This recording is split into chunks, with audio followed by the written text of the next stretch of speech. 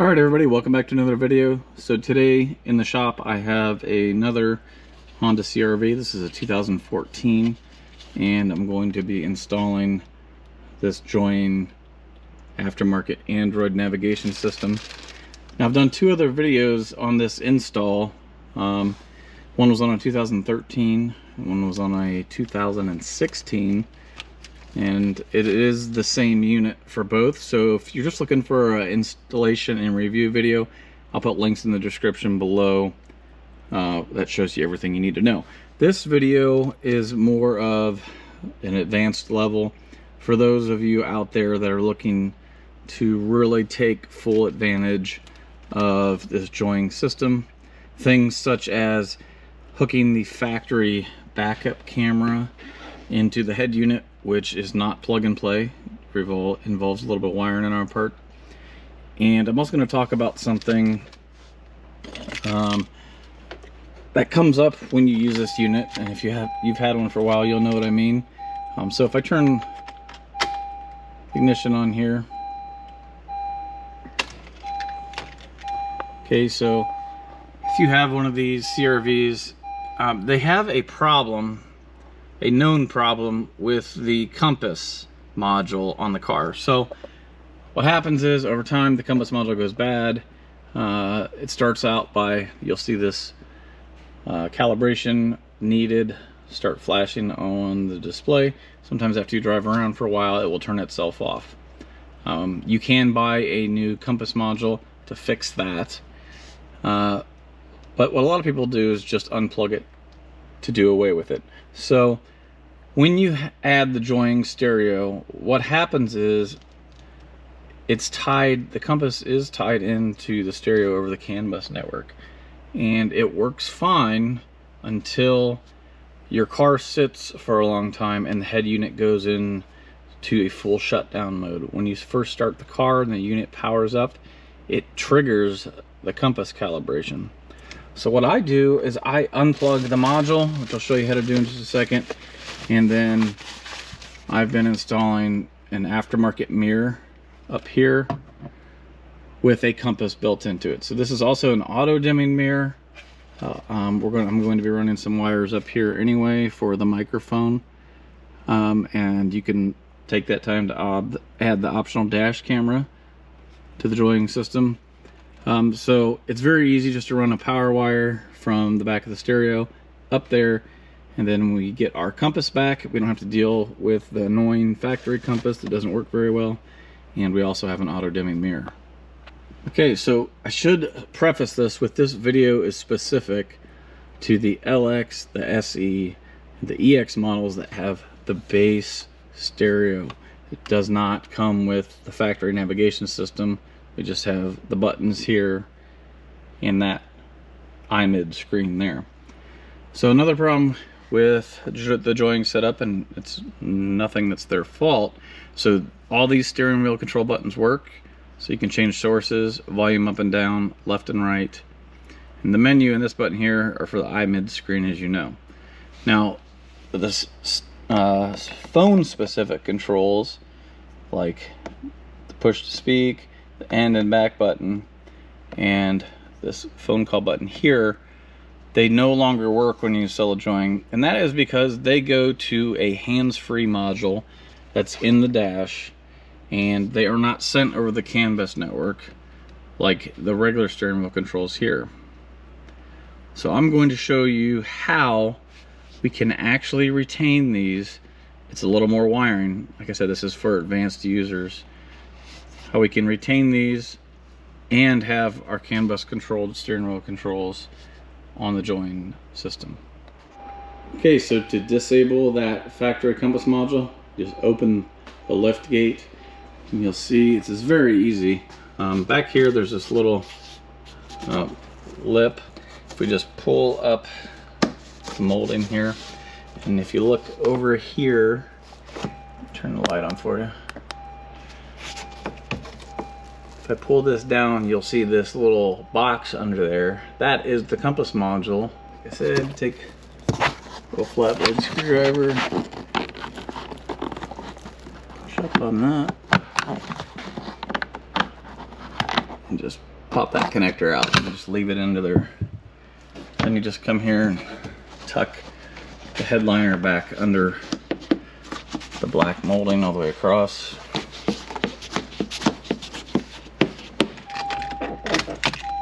So now we turn the car on, it just disappears from the screen, which is good.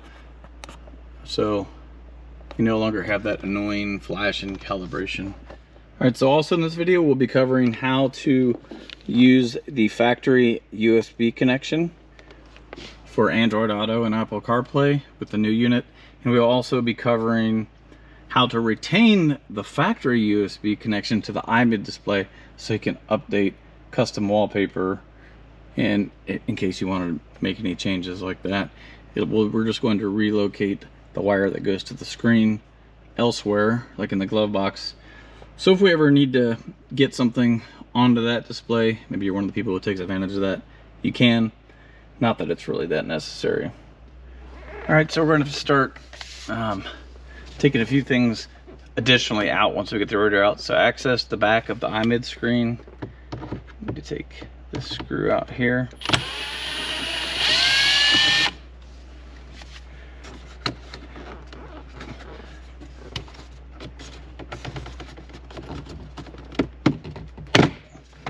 Alright, just pry up on that. You can see that comes out.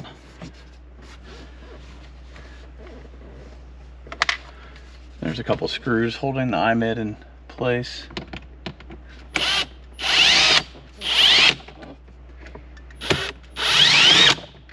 Move these two bottom screws also.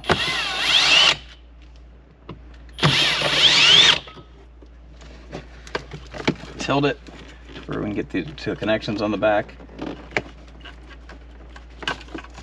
Remove both of them. And you've got this passenger airbag. You can just set it aside. We'll just disconnect it, make it easier. So we will be working on both of these harnesses, but I'm going to show a little more disassembly. We have to get to the hands-free control module, which is down, I don't know if you can see it, it's down here in the dash.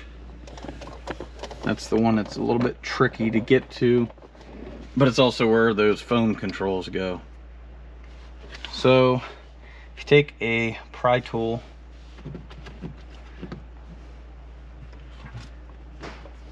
or carefully take a screwdriver behind this corner. Sorry, I'm kind of scratched up from its previous owner. And we're going to carefully pry both the shift cover up around it like that. Okay. Then this piece here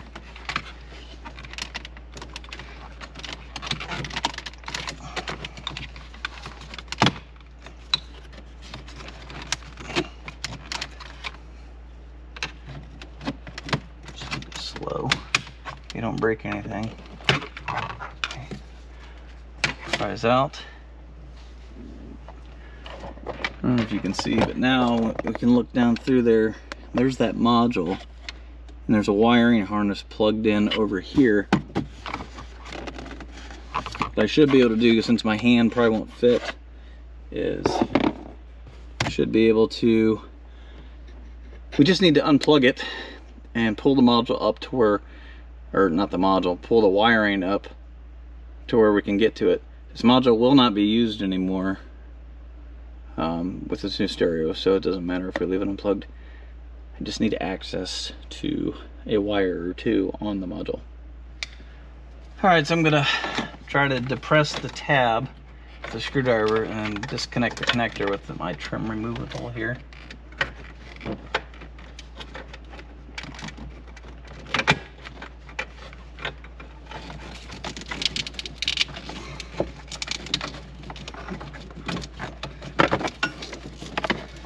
Alright, so this is that harness right here.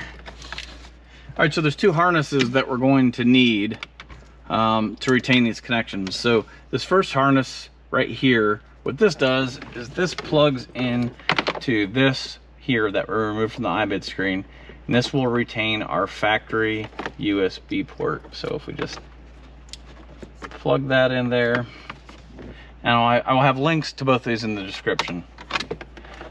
So this wire will be fed down behind here.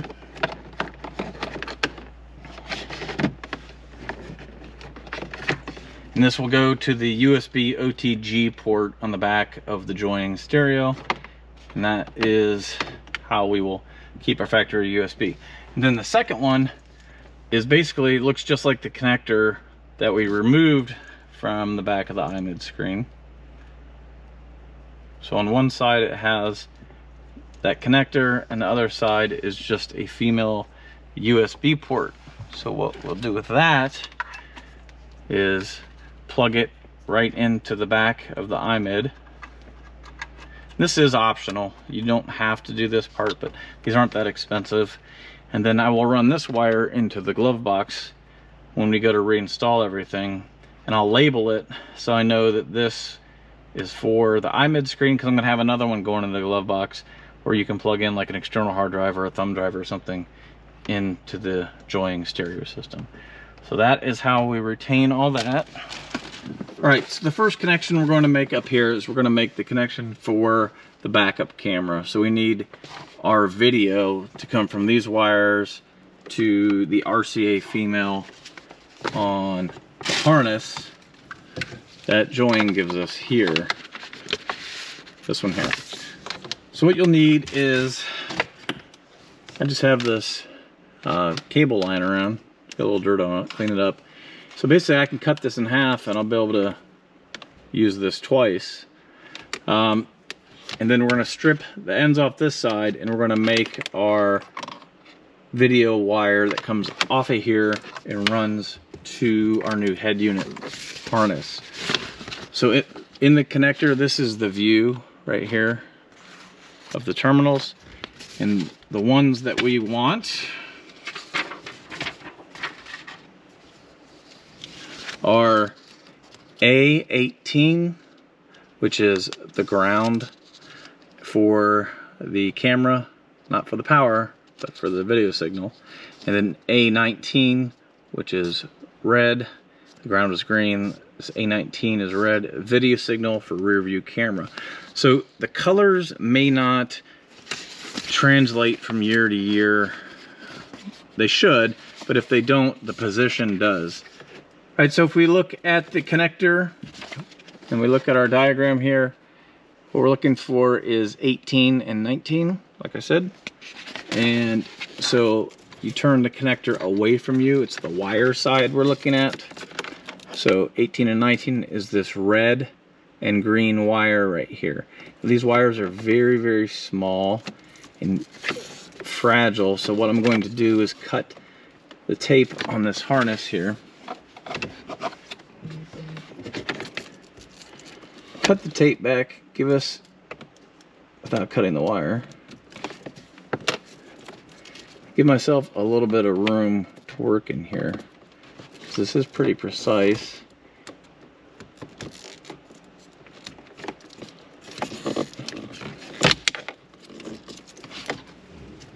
So get some of that tape out of the way.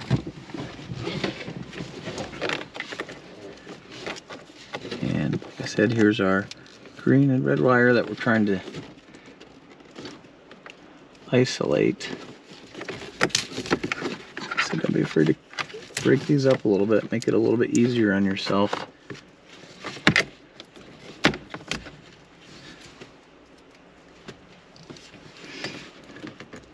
See, if I expose a little more wire here, it's a lot easier. So here's this red wire. So that is the positive. This is really important to have a good connection here. You can't use any kind of little T-taps or anything. This wire is far, far too small for that.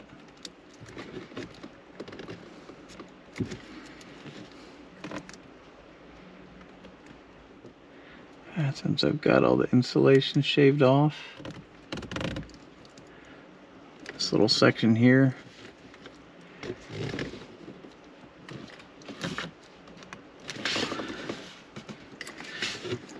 I I guess while I'm here, I might as well go ahead and do the green one. So there's multiple green wires in here. Make sure you get the right one. It's the one right next to it. All right. So again, we're going to take the wire.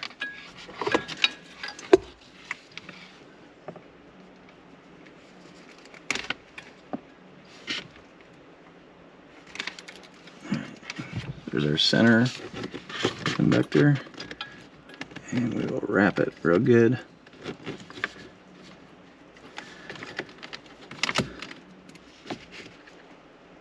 Okay, you can see I've got that wrapped good. All right, now I'm going to solder this.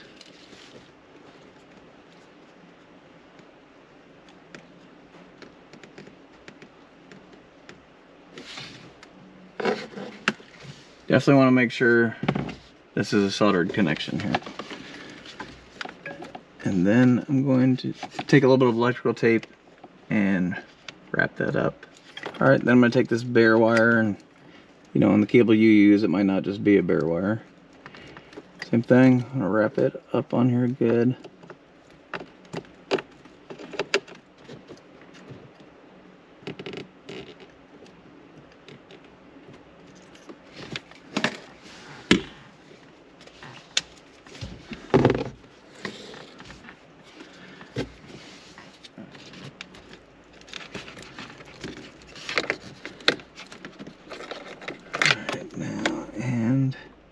So once we have that done,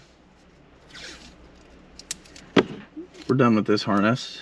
Go ahead and get everything kind of firmed up here.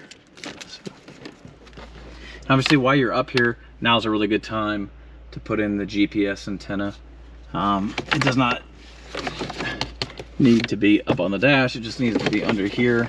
There's a really good spot way back under here on top of the plastic. Just take a little bit of double-sided tape and stick the GPS antenna in there, since we have access to it and it's way out under the windshield. Alright, so now we have this little bundle of our GPS, backup camera, and the USB OTG connection for Android Auto and Apple CarPlay to the factory one. So now we need to tackle this down here for the steering wheel controls.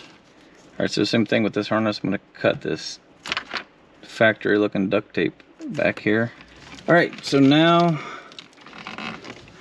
we're going to turn this back up like this so we're looking at it, and what we want is a pin 15, or the yellow wire right here. It's the second one in from the top. This yellow wire is our steering wheel controls, just for the phone, just for those phone controls. And so what I'm going to do is I'm going to tap into that. And again, I'm just going to use a little length of wire to hook that up into that, and then that will come up, obviously, and plug into the stereo. Alright. Same thing, I'm just going to cut this one.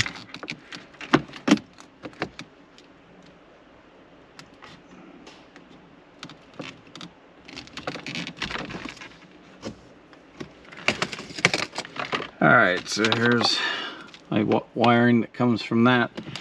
I know I originally said I wasn't going to plug this back in, but I think I'm going to attempt to, just in case there's a ground output that feeds the steering wheel controls.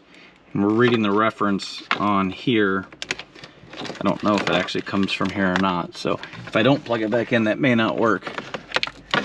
So I'm going to just route it back down here. Okay, so I got the compass mirror installed. I just ran a wire down the pillar here and behind the glove box and up in here, and I do it, well, just to say I fused it separately at 3 amps. It ties into the accessory red wire, and then the ground just plugs into the ground wire. So that way, anytime the accessory is on, we have a compass. It needs calibrated, that's why it says that. So that should be all of the wiring necessary for this installation. So basically I'm taking this plug and play stereo and add all these extra little features. So now I'm ready to go ahead and put back my iMid screen and first, and then we'll get the radio situated and I'll show you how to make this connection here. Okay, so looking at these wires here, this is the way it comes from the factory, and this is the way you want it. The CAN out should be plugged into the CAN in, and that's how it connects the key 1 wire on this to the CAN box here. So the analog controls, if we were using this with an analog setup, we would remove the CAN in and connect it to the key 1 right here, and this is what goes to the motherboard to control the analog circuit. So you'll see there's a white wire and a white wire with a black stripe. What we're going to do is we're going to cut the white wire, so the one without the stripe, and then I'm going to connect that to that yellow wire that I had down below, and that should allow us to program these additional steering wheel controls in. Alright, so we'll make all of our connections as usual. One other thing real quick I want to cover is there are 2 auxiliary outputs basically from the joying harness. So you have this one here that comes from this white harness. What this is if you kept using the factory Bluetooth module, this is the audio output from that, which we won't do. We'll plug this in, but these will not be connected. The one that plugs in to the gray connector, I ran into the left and right in on the back of the stereo. And basically what that is the auxiliary jack that's in the glove compartment, or in the storage console there. So you could use that dinosaur technology, I guess, and plug something in there and hear the output of it over this radio by using those auxiliary inputs. So again, I'm going to connect everything up. You want to make sure you have the screen attached to the unit before you apply power to it, and then we'll go ahead and power everything up, and I'll show you how to program it. Alright, so we have just turned the ignition on, let our fast boot loaded right up. I'm going to turn the key forward, check our backup camera here. See, it just works. It is on both displays, but it works.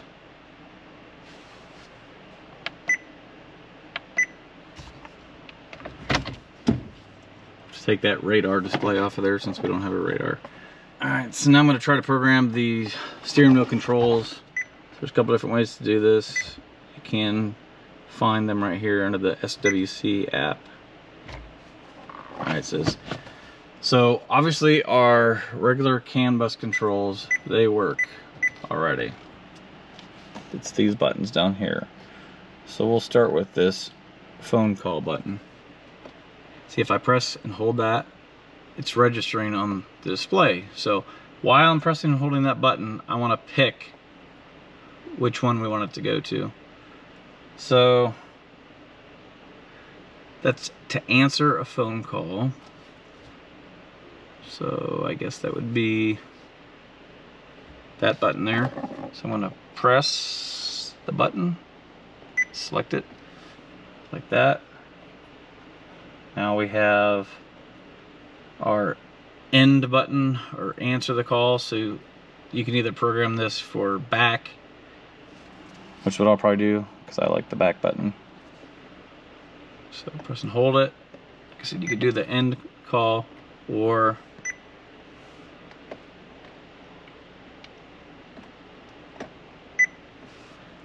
call, and we'll do this, the back button.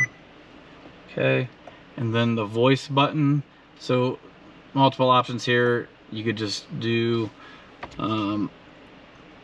that's the Bluetooth voice button, which would be the most accurate, but you can change it to whatever you want. That's the voice one right there, so like Google Voice.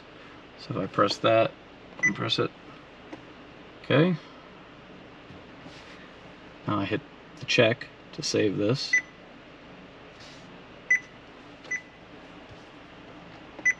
There's the back button. That's the bottom one, it's working.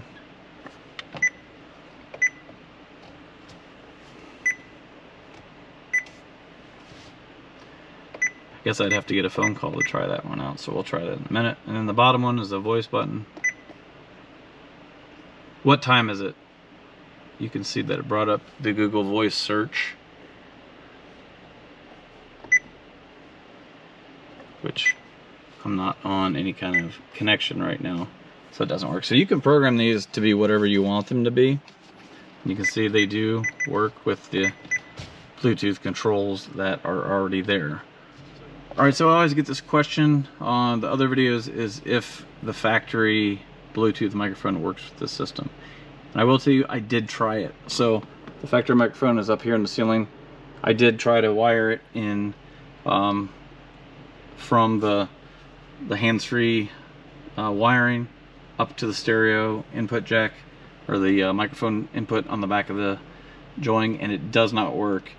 You could barely hear it. Like if I scratched the microphone with my finger, you could hear that, but it's way too quiet. So the factory system probably uses like a different impedance on the microphone, and it boosts it through its own system. So I ended up just using the one that came with the join kit.